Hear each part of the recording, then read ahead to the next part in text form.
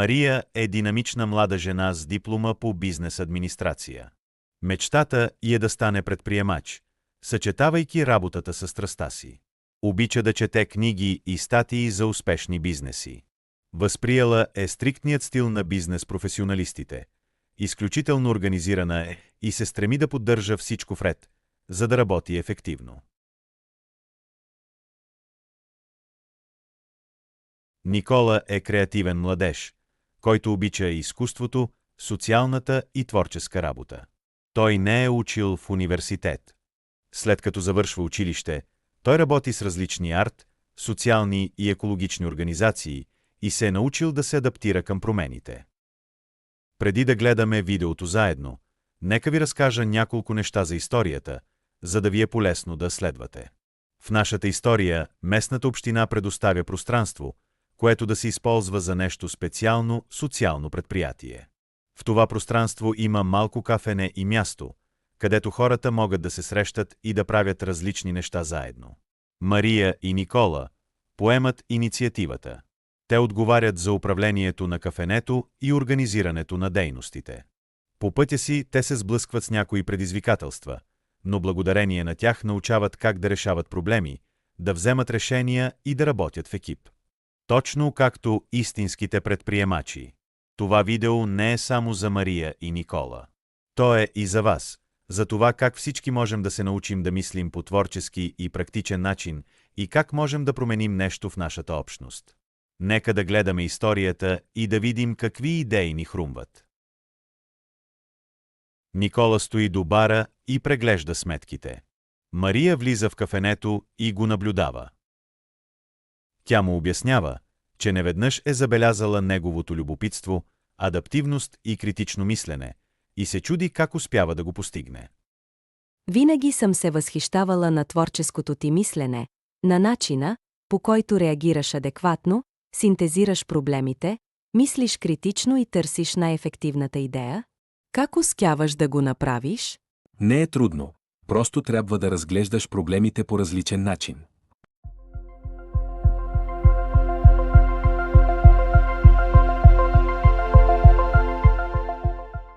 Когато бях малък, си спомням първите си учители.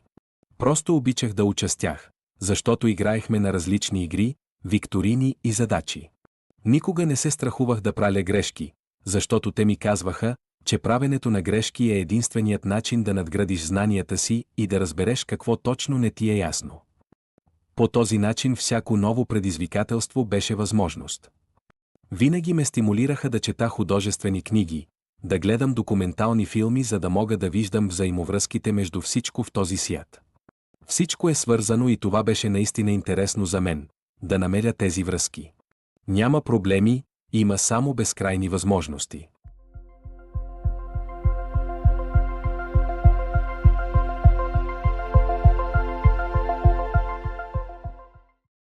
Уау! Това е наистина напълно различна гледна точка. Никога не съм мислила, че допускането на грешки може да се разглежда по този начин. Винаги съм се концентрирала върху това, че не мога да направя нещо и че правя нещо погрешно. Предполагам, че приемам всичко лично, но всъщност енергията трябва да бъде насочена към знанието. Благодаря ти. Сега ще си взема едно хубаво кафе. Искаш ли нещо? Когато Мария се връща, вижда, че Никола изглежда замислен. Той изглежда потънал в мисли и се опитва да реши някакъв проблем. Всичко наред ли е? Имаш ли нужда от помощ за нещо? Никола обяснява, че се опитва да намери решение как да направи събитията с любимите им изпълнители достъпни. Кафенето губи пари заради разходите по организацията на концертите и те трябва да намерят начин, за да продължат дейността си. Изпитваме финансови затруднения и трябва да намерим решение, за да не се налага да спираме концертите в кафенето.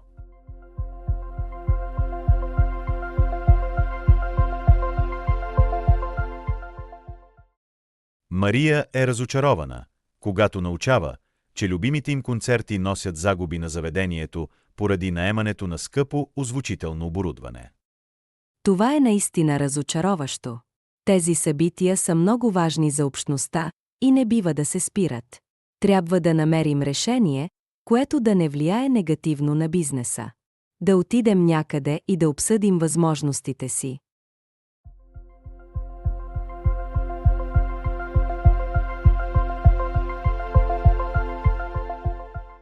Първо, те се опитват да определят проблема, като го дефинират. Съгласяват се, че концертите придават на пространството спокоен, артистичен характер, поустойчив и включващ повече видове публика. Цената на оборудването ли е истинският проблем? Да, не е много евтино. Чудя се как го правят по други места?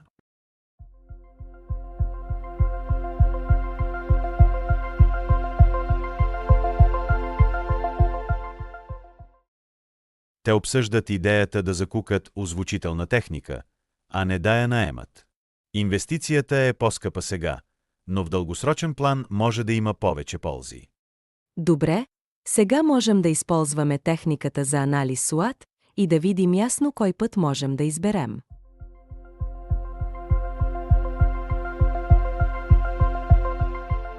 Виждаме Никола и Мария пред бялата дъска. На нея виждаме много текстове и стрелки. Мария записва финалното им решение. Те ще се концентрират в следващия един месец да реализират много концерти, за да видят резултата.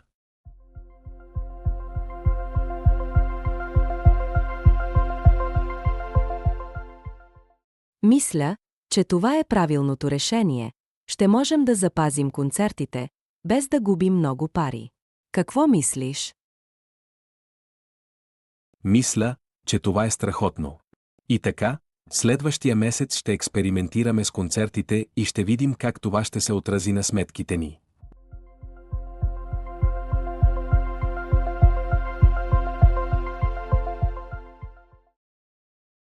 Експериментът «Месец на акустичния живот» надминава всички очаквания. Приходите се увеличават, а публиката търси още концерти. Никола и Мария обмислят създаването на такива събития и в бъдеще. Не мога да повярвам колко добре се получи. Приходите се увеличават значително, а публиката иска още. Трябва напълно да превърнем това кафене в място, където артистичната изява е възможна за всички. Какво ще кажеш?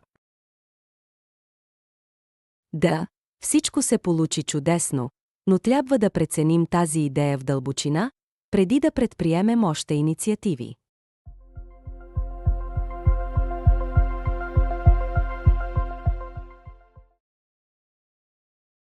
Съгласен съм. Какво имаш предвид? Предлагам да приложим техниката 5 причини. Те не се задоволяват лесно, а искат да разберат истинските причини, поради които смятат, че това е най-добрата идея. Те изписват думата «защо» на бялата дъска и започват да обсъждат. Защо това е добра идея? Това е по-ефективно от гледна точка на разходите. Да, но защо? Защото разходите са по-малко, а приходите – повече. Защо?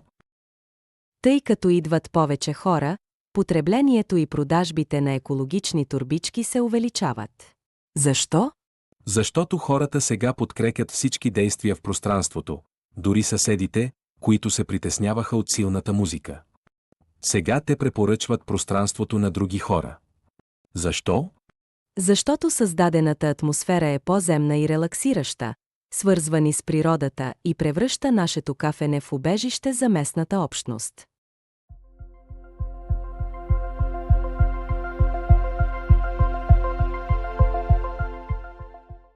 След като вече знаят каква е същността на техния бизнес, двамата герои могат поуверено да планират бъдещето на своя бизнес. Накрая, след многобройни дискусии, Мария и Никола намират правилния баланс между развитието на дейност, която и двамата обичат, и устойчив самостоятелен бизнес. Те успяват да спасят любимото си място. Пространството се превръща в център на творчество, изкуство и социални срещи.